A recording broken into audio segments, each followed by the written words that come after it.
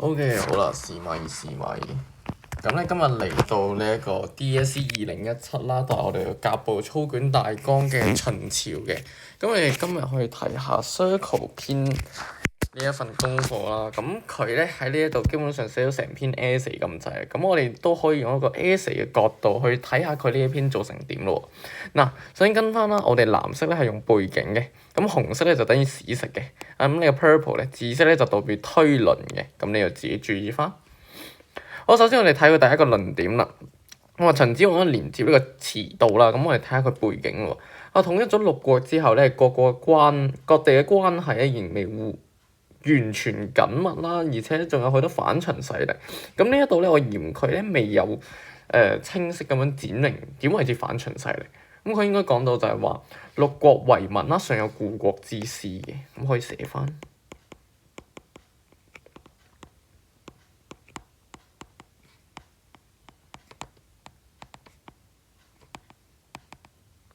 復國之治係啦，咁所以咧就要行呢個馳道。咁行呢個馳道有咩作用咧？咁我哋睇下佢嘅史實啦。咁以首都咸陽啦為中心嘅啦，咁可有利到皇帝到各地探察民情同埋出巡啦，咁以便皇帝加強同地方嘅聯繫啦，以鞏固政權。咁呢一度咧，我嫌佢咧少咗一句咩？其實就係話我哋可以快速咁派兵平亂啊！你要知道咸陽啦，喺呢個點係咪？咁好啦，呢啲係啲地方啦，係咪？地方咁樣連接咗唔同嘅地方啊嘛。咁好啦，如果呢一度一旦生亂咧，畫個火柴人啦，咁攞把劍咁樣打佢啦，係咪？咁好啦，咁其實咧以呢個秦王為例啦，咁佢可以用呢個馳道咧，可唔可以快速去出兵去平亂嘅？咁佢咧就冇寫到呢一層推論啦，咁稍微欠佳啦。OK。我哋睇到就係話秦始皇加強國防啦，並且擴張領土嘅。咁我哋先睇下佢嘅詞，直到呢一度啦。好啦，秦國深受匈奴外患嘅侵擾啦，令政權受威脅啦，咁唔錯，呢個都係㗎啦。以咸陽啦，直接連接到九原軍啦，有利佢出擊匈奴啊，運兵輸糧啦，加強佢個效率係冇錯。OK，咁佢呢一度直道咧，基本上已經悉述完畢㗎，冇乜嘢問題嘅。咁我哋睇翻佢個長城啦。燕趙秦呢一度連接咗啦，形成一個西起臨洮、東至遼東嘅長城，防範匈奴入侵啦，減輕呢個外患嘅侵擾，咁都冇問題嘅。呢個都非常之好。嗱，好啦，我哋睇下啲典型有啲咩錯誤咯，睇下呢一度有啲咩錯誤啊。呢一度俾大家5秒鐘時間，5、4、3、2、1。好啦，差唔多啦。嗱，我哋首先睇到佢話派呢個屠睢啦。嗱，首先呢個屠睢寫得唔係太好嘅。我哋同呢個50萬大軍啦，去南征百越咧，建立咗呢個張啊、貴人郡啊，建立郡縣嗰啲啊。咁我覺得建立郡縣呢度冇乜問題，但係咧佢直接講出佢南征百越咧，其實咧同呢一個資料咧冇乜話太直接嘅關係嘅。咁講，因為咧我哋睇翻嗰個題目咧，其實佢嗰個資料上面咧，佢係講緊就係佢就係俾咗啲地方啊嘛。咁其實唔係可以好直接咁樣講到屠睢去南征咗百越嘅喎。但係咧，如果你用佢一啲施政上面嘅措施，譬如話有靈渠呢一啲啦，咁你就向呢個方向咧去講南征百越咧，咁就冇乜問題嘅。但係你就唔可以直接咁樣講佢有直接南征百越呢一件事啊，即係派呢個50萬大軍呢樣嘢。咁呢個大家要注意翻，就係資料裡面就顯示咗一幅地圖出嚟。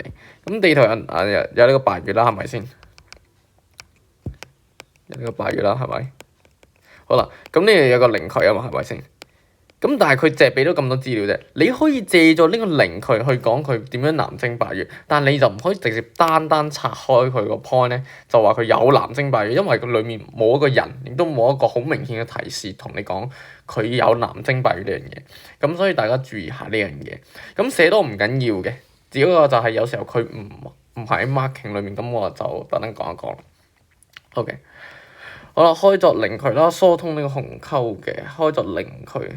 疏通呢個珠江同埋漓江兩大水系啦，係啦，咁連咗長江同珠江。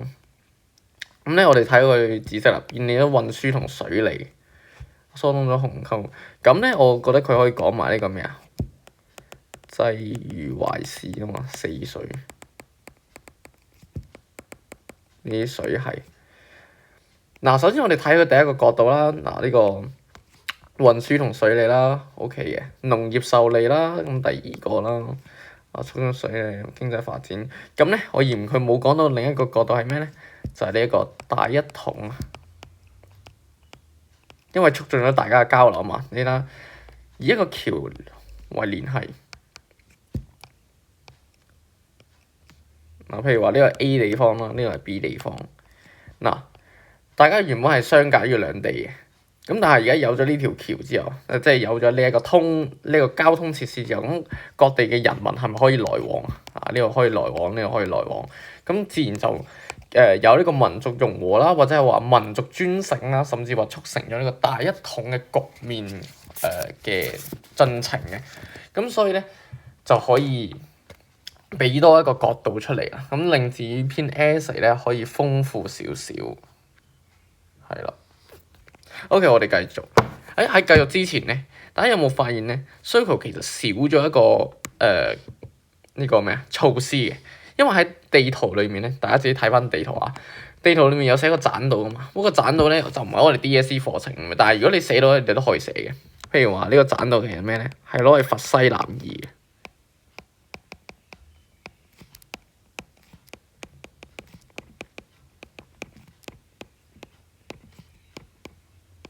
係啦，攞嚟佛西南移嘅，咁大家自己注意翻。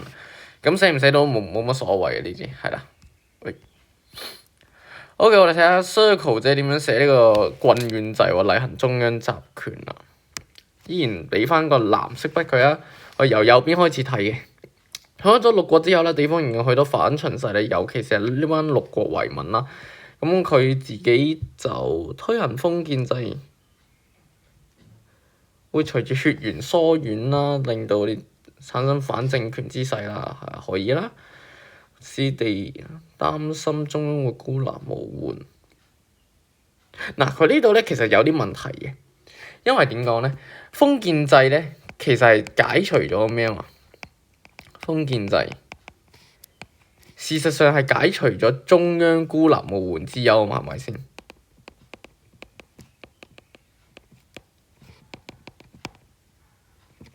但係咧，郡縣制咧其實係有中央孤立無援之憂喎。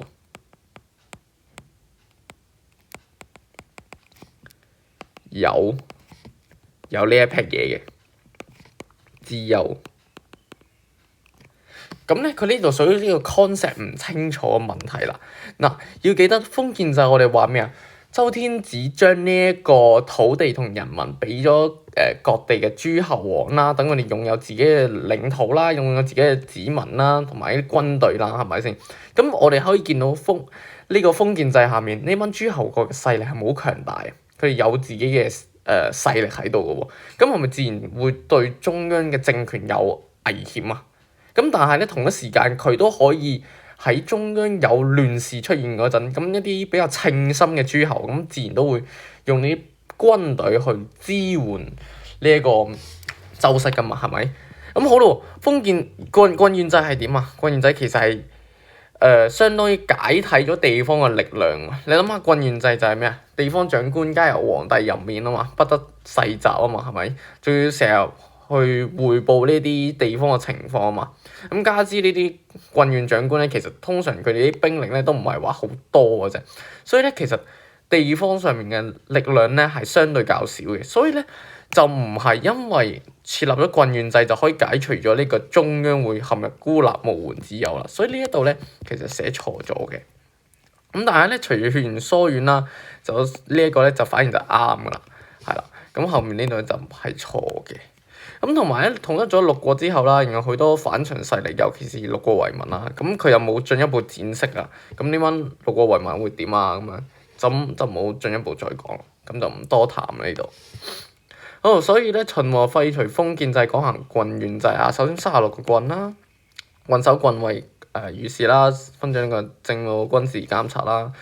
縣啦、縣治縣令啦，地方官員由皇帝任免啦，係啦，不得世襲。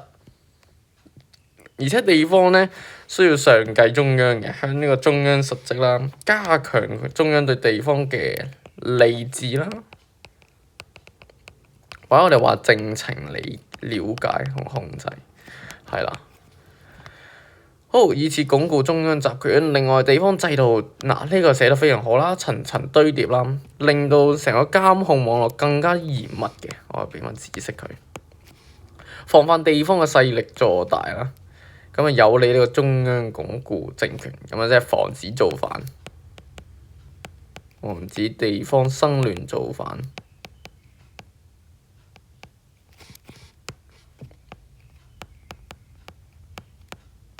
好啦，你基本上講晒啦。OK， 下一個推行呢個統一政策，以加強統一鞏固政權。好啦，佢個統一係針對啲咩咧？經濟發展嘅，鞏固呢個政權。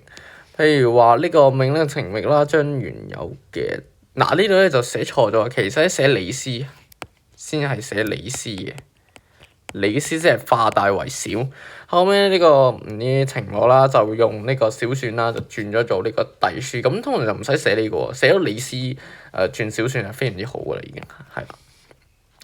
咁我哋睇下佢個推論係點喎？以便呢個政令頒布啦，加強呢個國統一民族嘅意識。咁都差唔多啦。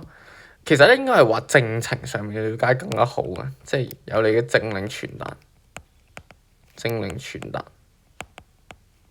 寫呢個更加好嘅關係更加緊密，加強呢個秦嘅政權。咁好啦，我哋睇下佢貨幣嗰度咯。統一咗六國之後啦，仍有唔同嘅貨幣，咁有矮幣啊、刀幣啊呢啲啱啦，度量衡一不一。不利交易同埋經濟交流，非常之好嘅呢個就。另外各地文字都不一啦，即係阻礙咗呢個民族意識啊、隔閡啊呢一啲嘢啦。所以咧就喺貨幣上面有圓形、方孔啊、半兩錢係啊，或蝦幣啦。OK， 咁基本上都冇乜嘢啦，係啊，統一稅收呢度啱嘅。好啦，我哋睇下佢思想禁錮方面咯，防止呢個反秦勢力，鞏固政權。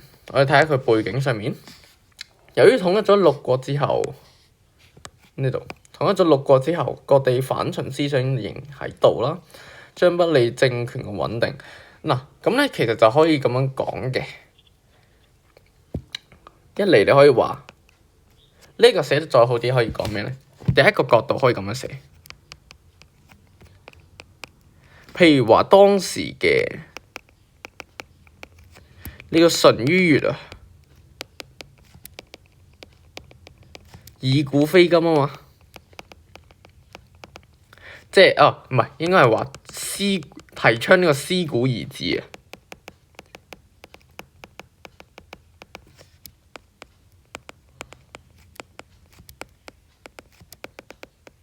記得當時嘅淳于越咧，其實佢哋同呢個秦始皇喺度拗緊就話，喂，到底行翻封建制好啊，定係行呢個郡縣制咧？咁咧呢個淳于越咧就講到就係話，喂，我哋可以參考下西周當年點樣用喎，用呢個封建制啊嘛。點解？因為我哋話封建制令到成件事係即係西周啦，延做咗成790年啊嘛，咁成個體系。咁於是佢就覺得，其實有得用喎，但係問題嚟啦，經歷過春秋戰國嘅，即係啲諸侯又互相有力量啊嘛，咁互相攻伐啊嘛，咁你諗下，秦始皇點會再會用翻呢樣嘢咧？係咪先？咁好啦，當時候李斯咧又覺得，喂，郡縣制其實先係啱用啱使嘅地方嘅，咁其實就針對於咁樣啦。咁秦始皇當時候覺得就係諸子百家之後咧，我哋話百家爭鳴啊嘛。有唔同嘅各種派系啊，即係遇到物化啊，各種唔同嘅學説都出現咗。咁咧，秦始皇自然其實就想統制翻思想，杜絕翻呢一啲嘅私學，係咯，惑亂人心。杜絕私學，惑亂人心。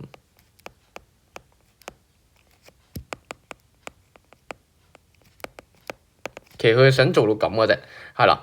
咁於是乎就要焚書坑儒啊呢啲之類嘅。或者係話咧有第二個層次嘅，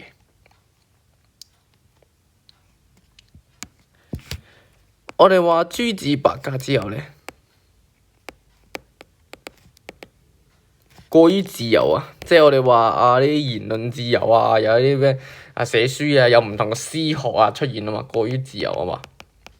咁咧，當時有啲士子咧，當時嘅士子啊，成日喺度鬧交呢個秦始皇，話佢光輝自用啊，剛戾啊呢一啲啦，即係唔好嘅批評啊，又要佢死而地分啦咁樣啦，即係喺度鬧鬼佢。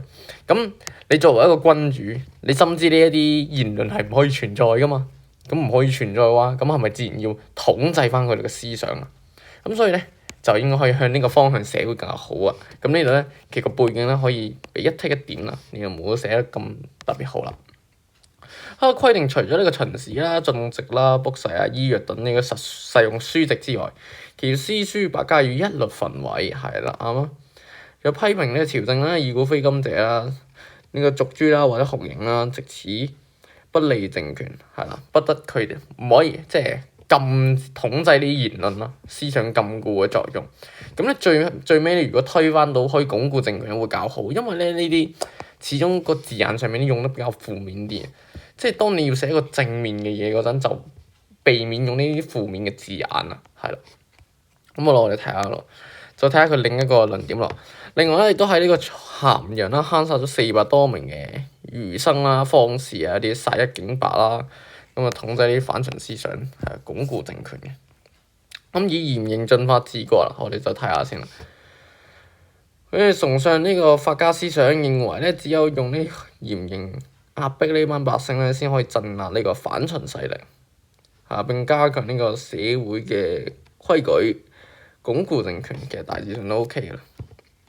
所以命要求李斯啦，按照呢個商鞅定立嘅律令加以補充啦。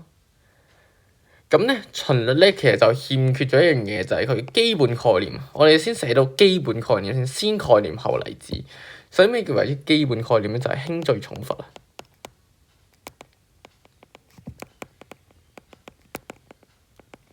人民動輒得咎。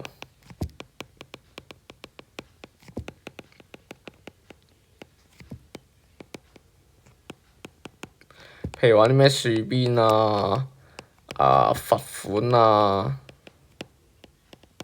即係充當奴隸啊呢一啲嘅。係啦，咁呢度如果寫到咧，會再更加好啲嘅。咁啊，極刑上面咧就有啲乜棄市啦、腰斬啊、拘獵等啦。OK，好，仲有一個連坐法啦，即係一人犯罪，諸及3組，一戶為禁，比論連坐，令到大量無辜受牽連啊。藉此咧呢個威嚇你百姓守規矩啦，壓制一啲叛亂嘅機會，咁中央政權得到鞏固。咁咧 Circle 嘅呢一篇文咧，大致上就係咁啦。咁我當時候咧，其實係俾咗22到呢一個分數佢嘅，即係基本上都有5星星嘅分數。但係如果咧可以再手緊啲咧，我自己會再落到係19到20呢個分位。咁始終當時候佢考緊 DSE 啦，咁就手鬆少少，我覺得冇乜問題嘅，因為始終呢啲係大綱嚟噶嘛。咁其實大致寫到呢個程度上冇乜所謂噶啦，係啊。咁呢個大綱唔係要求大家寫到一篇 essay 出嚟，而係話即係大家要盡量去種到啲要寫嘅 point 出嚟，咁就搞掂啦。即係種到啲唔同嘅層面同埋角度出嚟，咁就會較好啦。咁你話其實基本上 Circle 呢一篇都寫得都唔差，係啊。咁基本上就係咁咯。咁今日就係咁多啦，多謝大家。